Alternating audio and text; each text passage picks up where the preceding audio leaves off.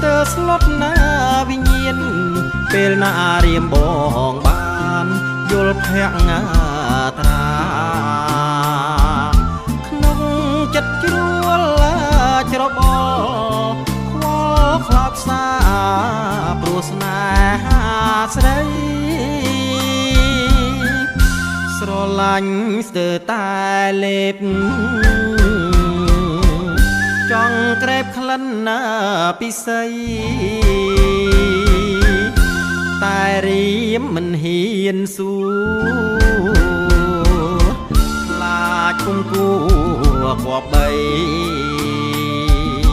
លួចស្រឡាញ់ញ៉ាំស្រស់ស្រី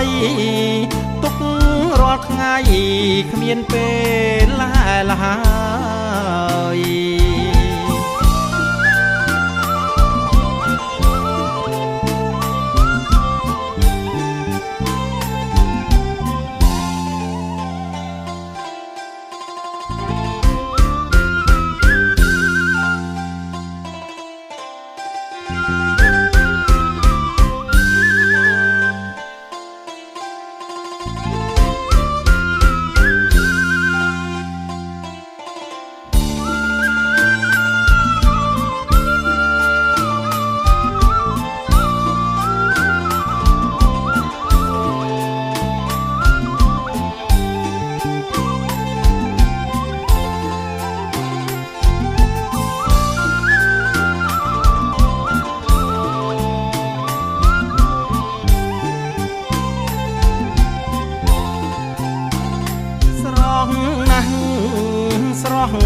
គ្មានពីស្រស់រកនារីមកទឹមនឹងឆវីគុំបាន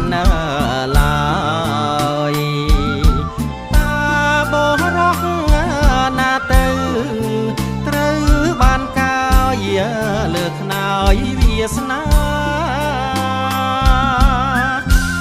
ឬដូចជាខ្ញុំដែ